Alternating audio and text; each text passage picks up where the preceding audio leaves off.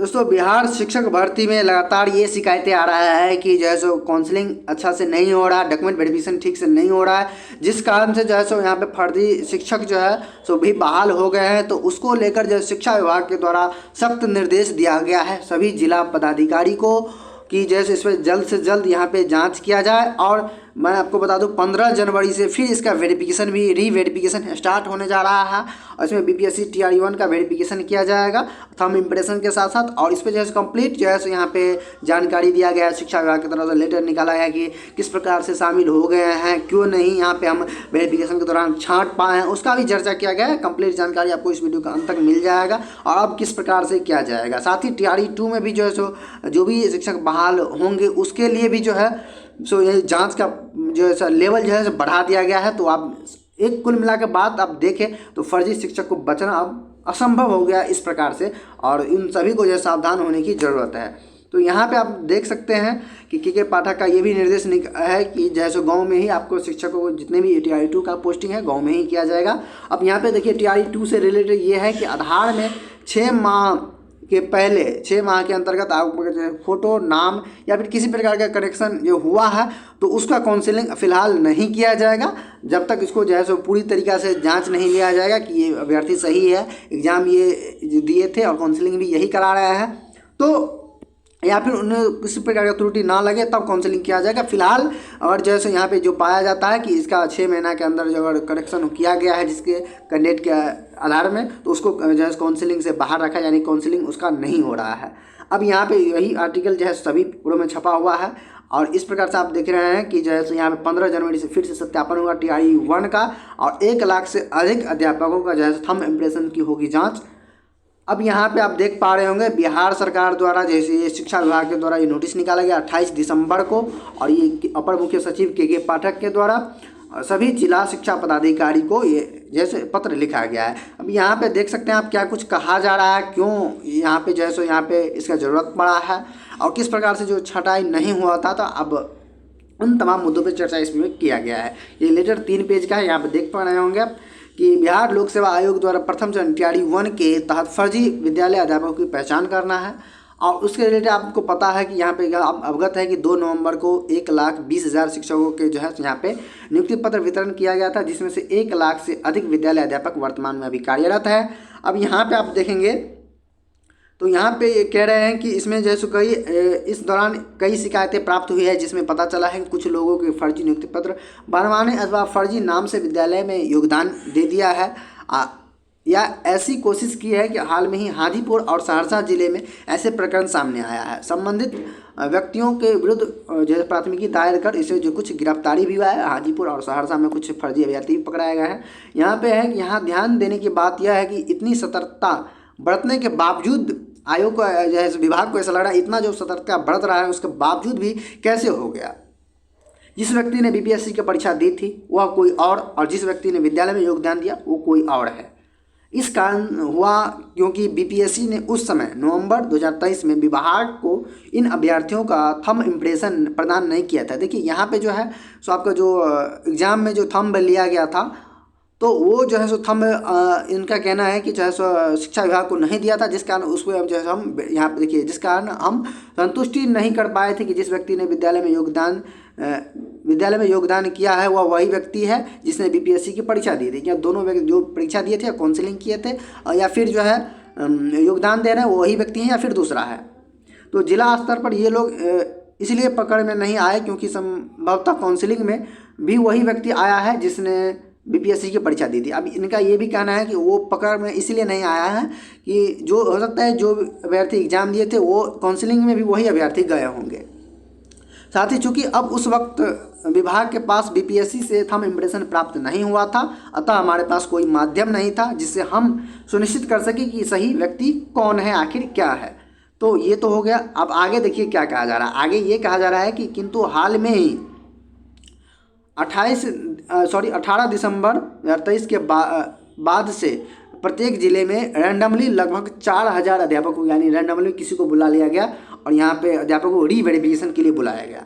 जब उनकी पहचान की गई तो एक अध्यापक हाजीपुर तथा सहरसा के 2 अभ्यर्थी पकड़े गए। देखिए 4,000 में ही 3 अभ्यर्थी पकड़े गए। यानी अन्य 3 अध्यापक भाग खड़े, यानी 6 अभ्यर्थी टोटल पकड़े गए, जिसमें से 3 तो भाग गए और 3 पकड़े गए। अब देखिए 4000 में 6 है तो आप रेशियो जोड़ सकते हैं, 1,10,000, 1 लाख से ऊपर जो है सो इसमें कितने होंगे। साथ ही इसके देखते हुए जैसे विभाग ने पुनः बीपीएससी से कहा कि टीआरई 2 के वर्तमान में चल रही काउंसिलिंग में हेतु थंब इम्प्रेशन अनिवार्य रूप से दिया जाए, और जैसे यहाँ पे साथ ही टीआरई 1 के अभ्यर्थियों को अभी थंब इम्प्रेशन दिया जाए। बीपीएससी ने अब दोनों परीक्षाओं टीआरई 1 टीआरई 2 के थंब इम्प्रेशन उपलब्ध कराने की सहमति दे दी है, और बीपीएससी के वेंडर द्वारा सभी जिलों में इन मशीनों को लगाना शुरू कर दिया गया है जहाँ ये थंब इम्प्रेशन संधारित है। यहाँ पे देखिए कहा जा रहा है कि बीपीएससी टीआरई 2 में भी जो है यहाँ पे थंब इम्प्रेशन आयोग के यानी बीपीएससी के द्वारा जो है शिक्षा विभाग को सौंपा गया है, और उसका भी वेरिफिकेशन इसी प्रकार से किया जाएगा। यानी टीआरई 2 में फर्जी का बचना मुश्किल है, अभी बहाल होना ही मुश्किल है। यहाँ पे क्या आता है, उपरोक्त सभी को देखते हुए निर्णय लिया है कि टीआरई 1 में नियुक्त सभी अध्यापकों को पुनः वेरिफिकेशन दिनांक 15 जनवरी 2024 से प्रारंभ होगा, और यहाँ पे देखिए उपयुक्त निम्नलिखित कार्रवाई सुनिश्चित करना है। तो यहाँ पे आप देखिए कि कौ में आपके जो बीपीएससी के वेंडर की मशीन से थंब इम्प्रेशन का मिलान टीआरई 1 के तहत जिले में जितने विद्यालय अध्यापक इस समय अध्यापन कर रहे हैं उन्हें विद्यालय अवधि समाप्त होने के पश्चात प्रधानाध्यापक के साथ जो है सो जिला मुख्यालय के चरणबद्ध तरीके से बुलाएंगे, और जो है सो उसका थंब वेरिफिकेशन यानी इम्प्रेशन का मिलान बीपीएससी के वेंडर की मशीन में स्टोर्ड थंब इम्प्रेशन से किया जाएगा। प्रधानाध्यापक के साथ आना इसलिए ज़रूरी है ताकि वह बता सके कि वह वही विद्यालय अध्यापक है जो पिछले लगभग 1 माह से उनके विद्यालय में पढ़ा रहे हैं। देख लिए विद्यालय प्रधानाध्यापक को जैसे ले जाने के लिए ये जैसे बेनिफिट यहाँ पे ये है। और साथ ही बीपीएससी के मशीन में स्टोर किए गए थंब इम्प्रेशन से उस अध्यापक का थंब इम्प्रेशन का मिलान नहीं होता है तो माना जाएगा कि फर्जी शिक्षक है, और उनकी गहन छानबीन कर प्राथमिकी गिरफ्तारी सुनिश्चित की जानी चाहिए। तो इस प्रकार से यहाँ पे कहा जा रहा है। उसके बाद देखिए अब जैसे ये भी कहा जाए, आप देखिए पॉइंट में आप देखिए यहाँ पे बहुत बड़ा अच्छा कदम यहाँ पे कह सकते हैं आप शिक्षा विभाग द्वारा लिया गया है। ये एम आधार ऐप पर जाकर आधार कार्ड की हिस्ट्री देखा जाना है। जब ये देखिए टीआरई 1 में भी ये अप्लाई होगा, ये अध्यापक आए तो उनका आधार लिंक मोबाइल नंबर से एम आधार ऐप पर जाकर भी संतुष्ट हो ले कि 6 महीने के में उन्होंने अपना आधार कार्ड में कोई बदलाव किए हैं। आप अवगत है कि कोई भी आधार कार्डधारी अपना नाम, पता, फोटो इत्यादि आधार कार्ड में बदल सकता है। सहरसा वाले प्रकरण में भी ठीक यही बात हुई थी। उक्त फर्जी अभ्यर्थी ने 2 नवंबर 2023 को गांधी मैदान में नियुक्ति पत्र लेने से ठीक 1 दिन पहले अपना आधार कार्ड में अपनी असली फ़ोटो डाल दी थी। अतः संबंधित विद्यालय अध्यापक को जब रीवेरिफिकेशन के लिए बुलाया जाए तो उसका आधार लिंक मोबाइल नंबर ओटीपी द्वारा ओटीपी प्राप्त कर आधार की वेबसाइट एम आधार पर जाकर उसका पूरा इतिहास देख लिया जाए ताकि कब अपने आधार कार्ड में जैसे यहाँ पे बदलाव किए हैं। तो यहाँ पे देखिए बहुत अच्छा पहल जैसे बीपीएससी शिक्षा विभाग के द्वारा किया जा रहा है, जिससे जैसे यहाँ पे जब सभी शिक्षक जो है फर्जी बाहर हो जाएंगे और जैन उनको मौका मिलेगा। यहाँ पे आधार क्यूआर स्कैनर ऐप से भी मिलान, यहाँ पे देखिए उपरोक्त से अतिरिक्त आधार के क्यूआर स्कैनर ऐप पर भी जाकर अध्यापक आधार पर जैसे दिए गए क्यूआर कोड को भी स्कैन किया जाना है, और साथ ही संदेहास्पद बात होगी तो नहीं। साथ ही सीसीटीवी की निगरानी में यहाँ पे देखिए अध्यापक और प्रधानाध्यापक जब उपरोक्त प्रक्रिया से गुजर रहे हो तो उस कमरे में सीसीटीवी कैमरा भी रहना चाहिए ताकि उस कमरे में भी कोई धांधली ना हो। उसके बाद जैसे यहाँ पे देखिए पुनः स्पष्ट किया जाता है कि टीआरई 1 में जितने अध्यापक अपने विद्यालय में योगदान देकर पढ़ा रहे हैं उन सभी को चरणबद्ध तरीके से प्रधानाध्यापक के साथ जिला पदाधिकारी की कार्यालय बुलाया जाएगा, और बीपीएससी के वेंडर द्वारा उपलब्ध कराए गए मशीन से उसके थंब इम्प्रेशन का मिलान किया जाना है। इसे पूरे दौरान जिला स्तर में एक दंडाधिकारी की तैनाती भी करना सुनिश्चित प्रतीत होता है ताकि इसमें कोई ज़्यादा यहाँ पे समस्या ना हो। उस प्रकार से देखिए बीपीएससी टीआरई 2 में आपके ज़िले में टीआरई 2 की काउंसलिंग भी चल रही है। अतः टीआरई 2 में निम्नलिखित सावधानियाँ आप देखिए टीआरई 2 के लिए क्या सावधानियाँ के लिए यहाँ पे देखिए वेंडर मशीन का मिलान जैसे टीआरई 2 में तहत आपके विद्यालय आपके ज़िले में जितने अभ्यर्थी इस समय काउंसलिंग के लिए आ रहे हैं उनका थंब इम्प्रेशन का मिलान बीपीएससी के वेंडर के मशीन से स्टोर्ड थंब इम्प्रेशन से किया जाना जाए। अब देखिए टीआरई 2 में अभी ही कर लिया जाएगा आपका जो थंब इम्प्रेशन का मिलान, और साथ ही यदि बीपीएससी के मशीन में स्टोर किए गए थंब इम्प्रेशन से उक्त अध्यापक का थंब इम्प्रेशन का मिलान नहीं होता है तो यह माना जाता है कि फर्जी अभ्यर्थी है और उनकी गहन छानबीन कर प्राथमिकी गिरफ्तारी सुनिश्चित की जानी चाहिए। साथ ही एम आधार जो है सो OTP जो है सो वही है कि आधार कार्ड से आपको जो है सो जांच कर लेंगे कि 6 महीना के अंदर जो है सो TRD2 में भी TRD1 का भी जांच किया जाएगा कि इसमें कोई बदलाव तो यानी कि तो नहीं किए हैं, उस प्रकार से यहाँ पे कह सकते हैं।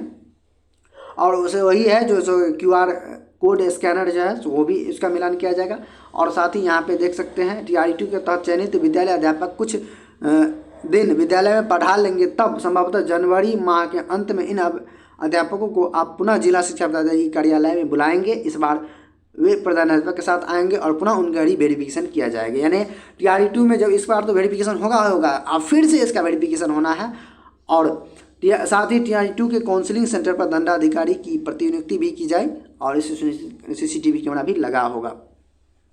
तो उम्मीद करते हैं ये जानकारी आपको जो है सो आप समझ में आ गया है पूरा कि TRD1 हो या फिर TRD2 हो, वेरिफिकेशन लेवल जो है सो इतना बढ़ गया है जिसका जवाब नहीं। ये एक बहुत अच्छा पहल है शिक्षा विभाग की तरफ से जो लिया गया है। यहाँ से जो है सो जितने भी फर्जी है डायरेक्टली बाहर होंगे और उनको सावधान होने की ज़रूरत है। अगर आप फर्जी अभ्यर्थी हैं तो निश्चित रूप से आप पहले ही सरेंडर कर दें, तो हो सकता है आप पे जो है सो थोड़ा सा कम कानूनी कार्रवाई किया जाए। अगर जो है सो यहाँ पे पकड़े जाते हैं शिक्षा विभाग के द्वारा तो यहाँ पे काफ़ी ज़्यादा आपके ऊपर कानूनी कार्रवाई किया जा सकता है। उम्मीद करते हैं जो भी जो है जानकारी आया था अच्छे से आपको समझ में आ गया हो। और इस वीडियो को ज़्यादा शेयर कर दीजिए ताकि सभी अभ्यर्थी जो बहाल है या फिर बहाल होने वाले उन तक पहुंचे, और जिसमें से वो फर्जी अभ्यर्थी तक भी पहुंचे जो भी फर्जी अभ्यर्थी अभी कार्यरत है स्कूल में। तो धन्यवाद दोस्तों, इस वीडियो में इतना ही। मिलते हैं नेक्स्ट वीडियो में। चैनल पर नए पुराने अगर अभी तक सब्सक्राइब नहीं किया सब्सक्राइब कर बेल आइकन को ऑन कर लीजिएगा।